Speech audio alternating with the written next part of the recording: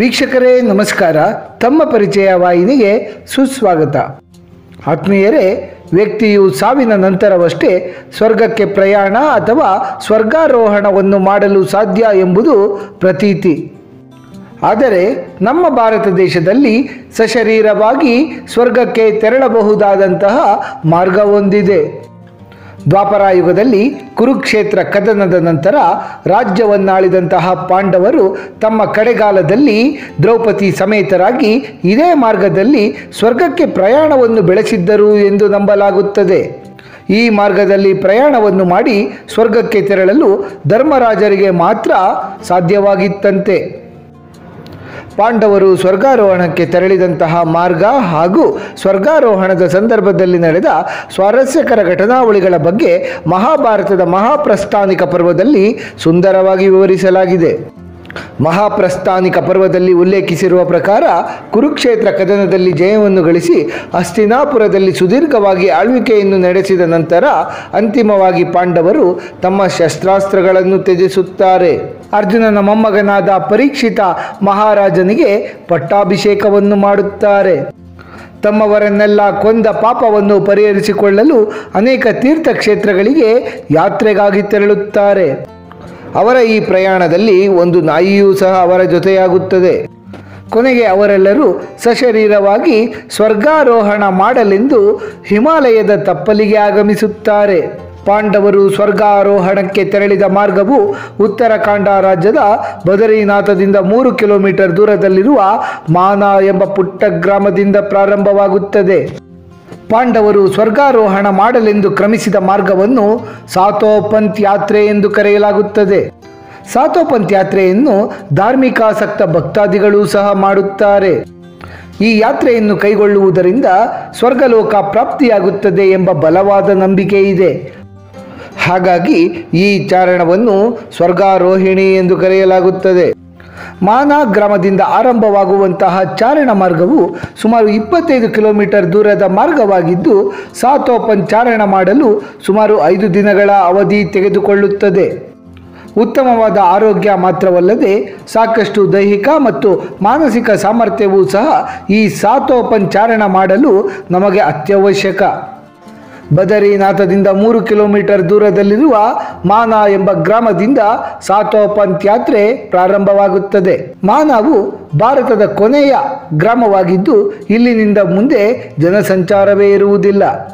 ಹಾಗಾಗಿಯೇ ಸಾತೋಪಂತ್ ಚಾರಣವನ್ನು ಮಾಡುವವರು 5 ದಿನಗಳಿಗಾಗುವಷ್ಟು ಆಹಾರವನ್ನು ಹಾಗೂ ರಾತ್ರಿಯ ಸಮಯ ತಂಗಲು ಟೆಂಟ್ಗಳನ್ನು ಸಹ ತೆಗೆದುಕೊಂಡು ತೆರಳಬೇಕು. ಸಾತೋಪಂತ್ ಚಾರಣದಲ್ಲಿ ಸಿಗುವಂತಹ ಸ್ಥಳಗಳು ಮತ್ತು ಅವುಗಳ ಮಹತ್ವ. ವಸುಧಾರಾ ಜಲಪಾತ. ಮಾನಾ ಗ್ರಾಮದಿಂದ 5 ಕಿಲೋಮೀಟರ್ ದೂರದಲ್ಲಿ ವಸುಧಾರಾ ಜಲಪಾತ ದೊರೆಯುತ್ತದೆ. ಈ ಜಲಪಾತವು ಅಲಕಾನಂದ ನದಿಯನ್ನು ಸೇರುವ ಪುಟ್ಟ ಜಲಪಾತ. ವಸುಧಾರಾ ಜಲಪಾತದ ವಿಶೇಷತೆ ಎಂದರೆ ಈ ಜಲಪಾತದ ನೀರು ಪಾಪಿಗಳ ಮೇಲೆ ಬೀಳುವುದೇ ಇಲ್ಲ.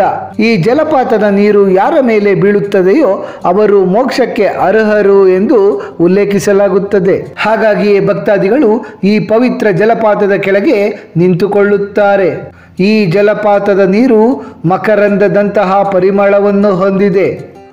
ಅಲ್ಲದೆಯೇ ನೀರು ಆಯುರ್ವೇದ ಗಿಡಮೂಲಿಕೆಗಳಿಂದ ಸಮೃದ್ಧವಾಗಿದೆ.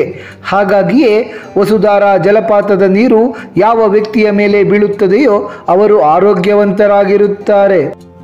ಧಾರ್ಮಿಕ ಆಚರಣೆಗಳಲ್ಲಿ ಬಳಸಲು ಹಿಂದೂಗಳು ಈ ವಸುಧಾರಾ ಜಲಪಾತದ ನೀರನ್ನು ತೆಗೆದುಕೊಂಡು ತೆರಳುತ್ತಾರೆ. ಪಾಂಡವರು ಸ್ವರ್ಗಾರೋಹಿಣಿ ಯಾತ್ರೆಯನ್ನು ಕೈಗೊಳ್ಳುವಾಗ ಈ ವಸುಧಾರಾ ಜಲಪಾತದ ಮುಖಾಂತರವೇ ತೆರಳಿದ್ದರು.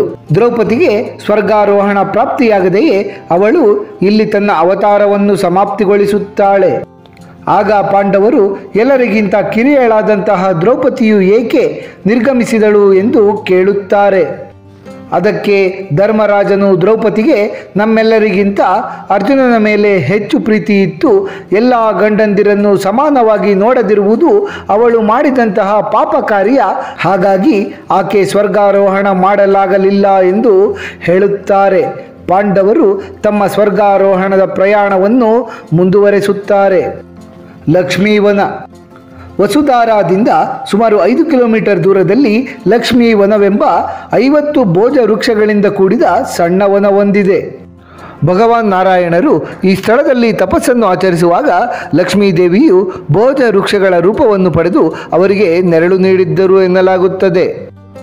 ನಕುಲ ಸಹದೇವರು ಇದೇ ಸ್ಥಳದಲ್ಲಿ ದೇಹತ್ಯಾಗ ಮಾಡಿದ್ದರೆನ್ನಲಾಗುತ್ತದೆ. ನಕುಲನಿಗೆ ತನಗಿದ್ದ ಸೌಂದರ್ಯದ ಬಗ್ಗೆ, ಸಹದೇವನಿಗೆ ಆತನಿಗಿದ್ದಂತಹ ಜ್ಞಾಪಕ ಶಕ್ತಿಯ ಬಗ್ಗೆ ಅಪಾರವಾದ ಅಭಿಮಾನವಿದ್ದಿದ್ದರಿಂದಲೇ ಅವರಿಬ್ಬರಿಗೂ ಸ್ವರ್ಗಾರೋಹಣ ಪ್ರಾಪ್ತಿಯಾಗಲಿಲ್ಲ ಎಂದು ಧರ್ಮರಾಯರು ಸಮಜಾಯಿಷಿಯನ್ನು ಇತರ ಸಹೋದರರಿಗೆ ನೀಡುತ್ತಾರೆ. ಮುಂದೆ ಅರ್ಜುನ, ಭೀಮ, ಧರ್ಮರಾಜ 3 ಜನರು ಉಳಿದುಕೊಳ್ಳುತ್ತಾರೆ.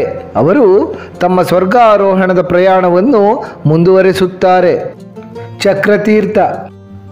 ಲಕ್ಷ್ಮೀ ವನದಿಂದ 5 ಕಿಲೋಮೀಟರ್ ದೂರದಲ್ಲಿಯೇ ಚಕ್ರತೀರ್ಥ ಎಂಬ ಸ್ಥಳ ದೊರೆಯುತ್ತದೆ. ನಾರಾಯಣರು ಲಕ್ಷ್ಮೀವನದಲ್ಲಿ ಧ್ಯಾನವನ್ನು ಮಾಡುವ ಮೊದಲು ಚಕ್ರತೀರ್ಥದಲ್ಲಿ ತಮ್ಮ ಸುದರ್ಶನ ಚಕ್ರವನ್ನು ಇರಿಸಿದ್ದರಂತೆ. ಈ ಚಕ್ರತೀರ್ಥದಲ್ಲಿಯೇ ಅರ್ಜುನನು ದೇಹತ್ಯಾಗವನ್ನು ಮಾಡಿದ್ದನು. ಅರ್ಜುನನಿಗೆ ತನ್ನನ್ನು ಯುದ್ಧದಲ್ಲಿ ಯಾರೂ ಸಹ ಸೋಲಿಸಲು ಸಾಧ್ಯವಿಲ್ಲ, ಎಲ್ಲ ವಿದ್ಯೆಗಳನ್ನು ತಾನು ಮಾತ್ರ ತಿಳಿದಿರುವೆ ಎಂಬ ಅಹಂಕಾರವಿದ್ದಿತ್ತು. ಆದ್ದರಿಂದ ಅರ್ಜುನ ದೇಹತ್ಯಾಗ ಮಾಡಬೇಕಾಯಿತು ಎಂದು ಧರ್ಮರಾಜರು ಭೀಮಸೇನನಿಗೆ ತಿಳಿಸುತ್ತಾರೆ. ನಂತರ ಧರ್ಮರಾಯ ಹಾಗೂ ಭೀಮಸೇನ ತಮ್ಮ ಸ್ವರ್ಗಾರೋಹಣ ಪ್ರಯಾಣವನ್ನು ಮುಂದುವರೆಸುತ್ತಾರೆ. ಸಹಸ್ರಧಾರ. ಚಕ್ರತೀರ್ಥದಿಂದ ತುಸು ಮುಂದೆ ಸಹಸ್ರಧಾರ ಎಂಬ ಸುಂದರವಾದ ಸ್ಥಳ ದೊರೆಯುತ್ತದೆ. ಈ ಸ್ಥಳದಲ್ಲಿ ಹಲವು ಜಲಧಾರೆಗಳು ಧುಮ್ಮಿಕ್ಕುತ್ತಿರುವುದನ್ನು ನಾವು ಕಾಣಬಹುದು. ಇದೇ ಸಹಸ್ರಧಾರ ಸ್ಥಳದಲ್ಲಿಯೇ ಭೀಮಸೇನ ದೇಹತ್ಯಾಗವನ್ನು ಮಾಡುತ್ತಾನೆ. ತನ್ನ ಅಗತ್ಯಕ್ಕಿಂತಲೂ ಹೆಚ್ಚು ಹೊಟ್ಟೆಬಾಕತನದಿಂದಾಗಿ ಭೀಮಸೇನನಿಗೆ ದೋಷ ಉಂಟಾದ್ದರಿಂದ ಸ್ವರ್ಗ ಪ್ರಾಪ್ತಿಯಾಗಲಿಲ್ಲ. ಸಾತೋಪಂತ ಸರೋವರ. ಈ ಸಹಸ್ರಧಾರದಿಂದ ಮುಂದೆ ಸ್ವರ್ಗಾರೋಹಣದ ಮಾರ್ಗದಲ್ಲಿ ಧರ್ಮರಾಯರು ಒಂಟಿಯಾಗಿ ಪ್ರಯಾಣವನ್ನು ಮುಂದುವರೆಸುವಾಗ ನಾಯಿಯೊಂದು ಅವರನ್ನು ಅನುಸರಿಸುತ್ತದೆ. ಈ ರೀತಿ ಸಹಸ್ರಧಾರ ನಂತರ ಪ್ರಯಾಣವನ್ನು ಮುಂದುವರೆಸುವಾಗ ಕೊನೆಯದಾಗಿ ತಲುಪುವಂತಹ ತಾಣವೇ ಸಾತೋಪಂತ ಸರೋವರ. ಈ ಸರೋವರವನ್ನು ಸತ್ಯಪಂಥ ಎಂದು ಸಹ ಕರೆಯಲಾಗುತ್ತದೆ. ಇಲ್ಲಿಯೇ ಇಂದ್ರದೇವನು ತನ್ನ ರಥದ ಸಮೇತ ಆಗಮಿಸಿ ಧರ್ಮರಾಯನನ್ನು ಸ್ವರ್ಗಕ್ಕೆ ಕೊಂಡೊಯ್ದಿದ್ದನು ಎಂದು ಉಲ್ಲೇಖಿಸಲಾಗುತ್ತದೆ. ಇಂದ್ರದೇವನು ಮೊದಲು ಧರ್ಮರಾಯನೊಬ್ಬನಿಗೆ ಮಾತ್ರ ರಥದಲ್ಲಿ ಏರುವಂತೆ ತಿಳಿಸುತ್ತಾನೆ.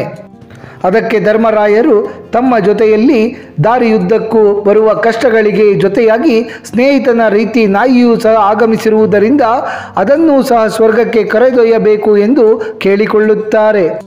ಧರ್ಮರಾಯರ ಧರ್ಮಕ್ಕೆ ಮೆಚ್ಚಿದಂತಹ ಇಂದ್ರದೇವನು ನಾಯಿಯನ್ನು ಸಹ ಸ್ವರ್ಗಕ್ಕೆ ಕರೆದೊಯ್ಯುತ್ತಾನೆ. ಆ ನಾಯಿಯು ವಾಸ್ತವವಾಗಿ ಯುಧಿಷ್ಠಿರ ತನ್ನ ಜೀವನದಲ್ಲಿ ಅನುಸರಿಸಿದಂತಹ ಧರ್ಮದ ರೂಪವೇ ಆಗಿತ್ತು. ಸಾತೋಪನ್ ಸರೋವರದಿಂದ ಸ್ವರ್ಗಾರೋಹಿಣಿ ಪರ್ವತದ ದರ್ಶನವಾಗುತ್ತದೆ. ಇದೇ ಪರ್ವತದ ಮೂಲಕ ಸಾಗಿ ಯುಧಿಷ್ಠಿರ ಸ್ವರ್ಗ ಸೇರಿದ್ದಂತೆ.